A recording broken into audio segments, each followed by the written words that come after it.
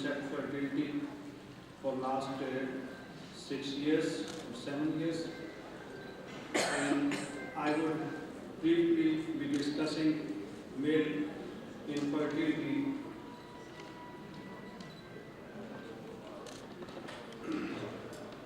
Now, as you know, by definition, infertility, it is necessary that there is a period limit, that there should be a period of 1 year when we label it, but now with gradually increasing age of marriages, people see that if they have been within 6 months, there is no pregnancy, they start investigating for purposes of infertility.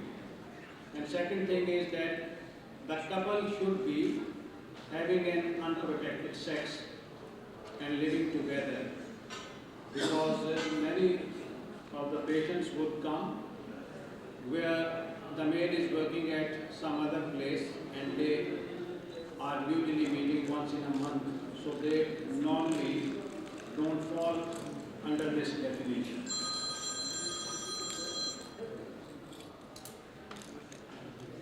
Now, it is amazing that quite a large number of population is affected, and from the statistics we can get an idea that globally about 70 million people are affected, and the couples in the general population who struggle for this are about 9%, and it is equally distributed among the males and females. Now, data from United States is that among people who are 16 to 45 years age, a large number of the population, they show some element of subfertility. So, these are the patients who are having problems or who are subfertile. They would be treated and they would seek advice at fertility centers.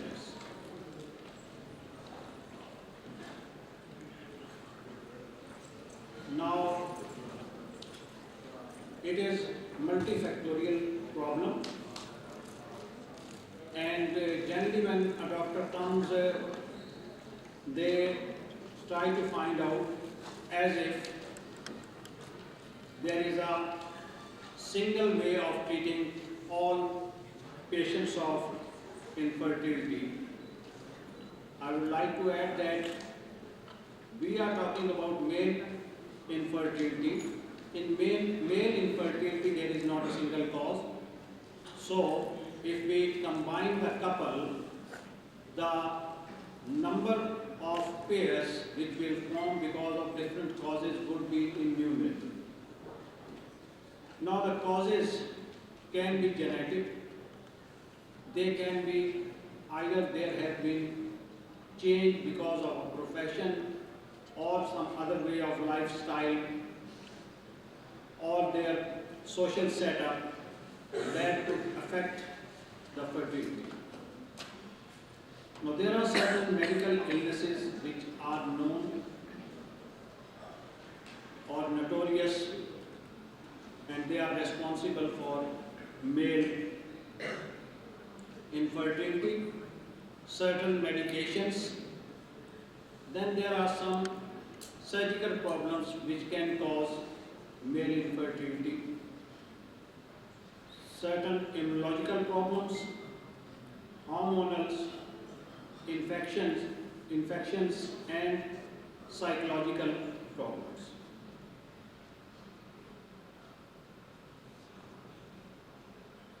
Now, coming to the causes, despite there have been many advances, still about 30% are those patients who are labeled as idiopathic. And with increasing research in this subject, probably many of these 30% who are currently idiopathic will in future they will become genetic, or will be able to find some genetic link of infertility. I remember when I was a medical student, most of medical diseases it was written that the cause is idiopathic, and now if you open the same new version of those books, same books, you will find that now the cause, they have been able to find some sort of genetic link with all those diseases.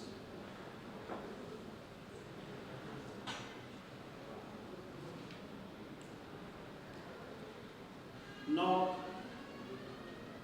the genetic factors may affect either the quantitative problem, which means the count in the semen may be affected, or these genetic problems may cause ductal obstruction, dysfunction, or even absence of VAS. Now, genetic problems may be linked with hypothalamo-pituitary gonadal axis, and the disorders related to any of these would be causing infertility. And similarly, it is not that genetic factors affect the quantitative seminal parameter, but it can also affect the qualitative spermatogenic, and certain defects are associated with that. Among the genetic problems, most commonly it is some sort of deletion, and usually it is deletion on the Y chromosome. There are certain other abnormalities of chromosomes which can be related to number, or there is a structural problem. Now, if we talk about numbers like 46, XX, males, or there is extra chromosome, so all these problems may be associated with male infertility. Now, surgically, usually the most common operation in general surgery is hernia repair, and injury to the vas takes place, and if it is bilateral, the patients would be affected because of injury to the vas. Now, in many countries, it is legal requirement that when they repair hernia and they excise hernia, the surgeon's duty is to send all the specimens for histopathology. And it is not uncommon to find that with the hernial sac, the var deferens is found and recorded by the pathologist.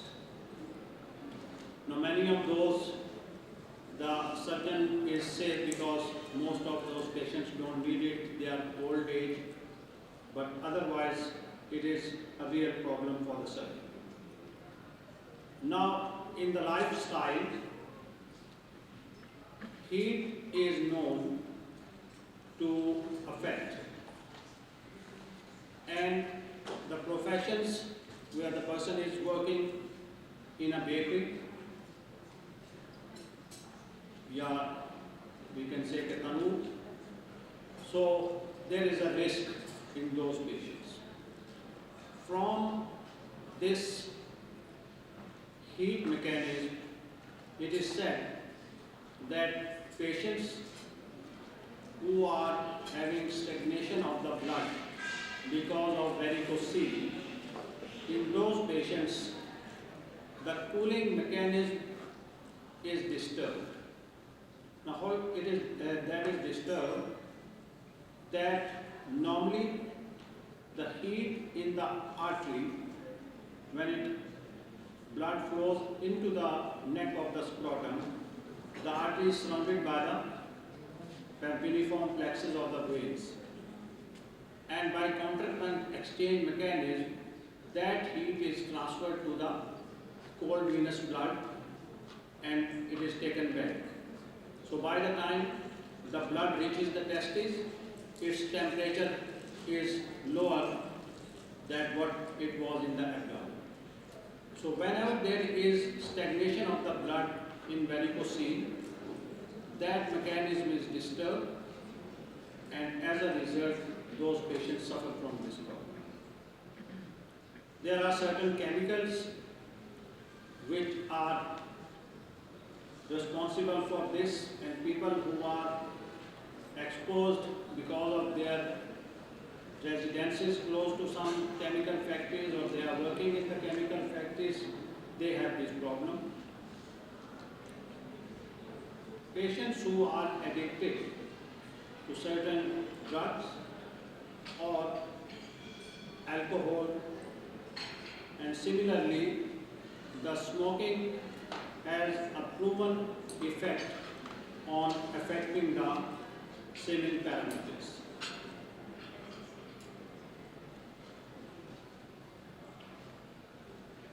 Now, immunologically, the testis is affected, and the factors which result in any sort of anti-sperm antibodies, either there is some degree of trauma or patient has epididymoortitis. Now these patients who have epididymoortitis with involvement of testes or without involvement of testes, they have shown that the absolute risk of immunological injuries in these patients increases by 66%. Similarly, patients with undescended testes also show that there is increased percentage of patients who are showing anti-sperm antibodies. Now, hormonal problems related to gonads, thyroid, adrenals, pituitary, they may affect. Now, instead of manipulating with testosterone directly, the testes can be manipulated by beta-hexene, and which may help in the achieving suitable levels of testosterone. Similarly, pituitary can be manipulated by clomiphene. Now, the problem which occurs because of testosterone directly is, one thing is that it impairs spermatogenesis, and the mechanism is through the feedback, and the feedback of the testis on the pituitary would be to decrease the gonadotropins. In addition, testosterone has some side effects related to liver and heart, and they badly affect it.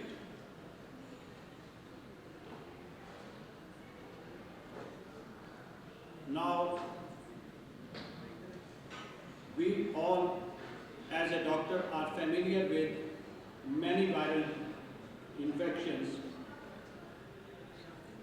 which have gradually been controlled and in many countries eradicated. But those who survive from these infections, they have shown that there are some disturbance in the seminal parameters, some effect on the testes or the related ducts. Now, human papilloma virus or hepatitis B virus, it is seen that long after these have been eradicated from the blood, their presence in the seminal vesicle is documented. And apart from that, there are multiple other Ebola, parvovirus, and recently the work on COVID virus is going on, and there are some preliminary evidences that it also affects spermatogenesis. Now, mumps and chickenpox, HIV, they are also related with that, and mumps is especially notorious, and especially those patients who develop mumps during adulthood.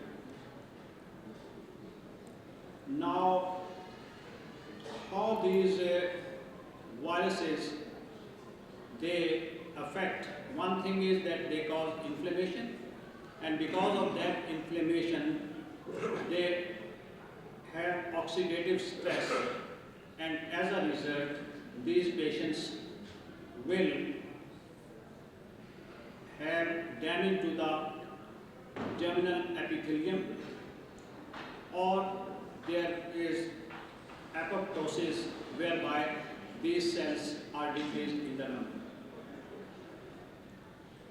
Now, among the bacterial, epidermolysis, gonorrhea, chlamydial infections are known that they result in problem related to infertility. Now, usually there is a confusion that if we are unable to treat these patients and bring the seminal parameters absolutely normal as given by the WHO standard, then probably we have not been able to treat the patient. It is not like that. These patients, when offered assisted reproductive techniques, these patients will benefit, because if we try to bring the seminal parameters by treatment towards normal, these patients will have benefit and these patients will show pregnancies.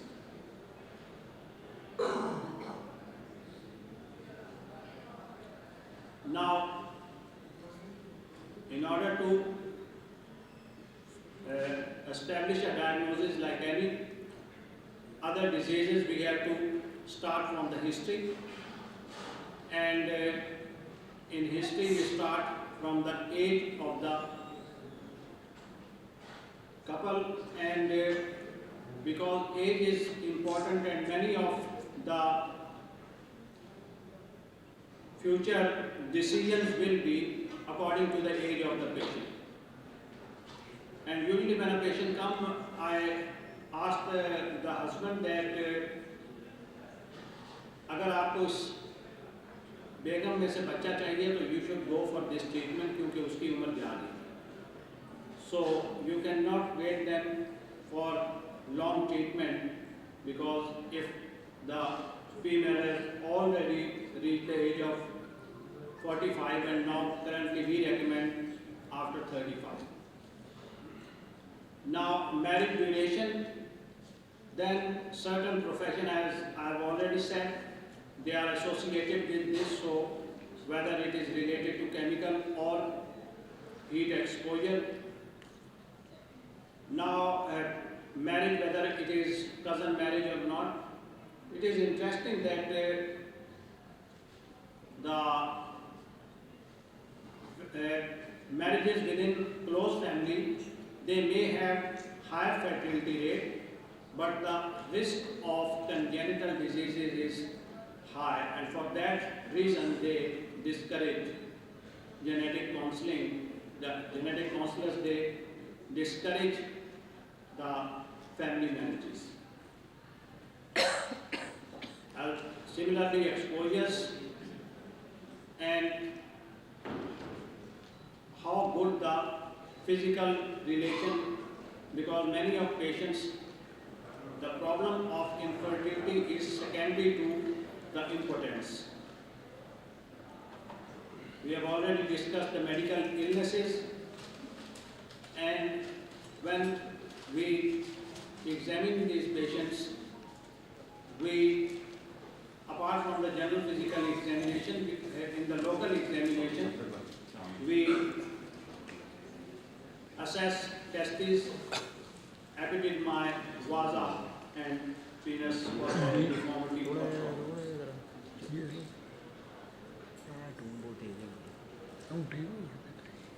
Now, in semen analysis, these are the important seminal parameters which one should consider, and as a gynecologist, they should know that these are the patients, they should be able to pick that these patients need. Now, pH is important because if it is falling below the standard level, it means there is some problem in either there is narrowing of the ejaculatory duct, then the concentration, that by concentration we mean the number of the sperms per milliliter, then motility is, there are two things in motility which we check, that rapid progression, and it should be around 32%. Now, vitality of the sperm, the cutoff point is 58%, and leukocytes, if it is more than 1 million, then it is affecting by the clumping. And we have in the previous slides discussed that how the infections are affecting the epithelium in the testes, and apart from that, the ducts are also affected. So the presence of leukocyte is an evidence that there is some underlying infections going on.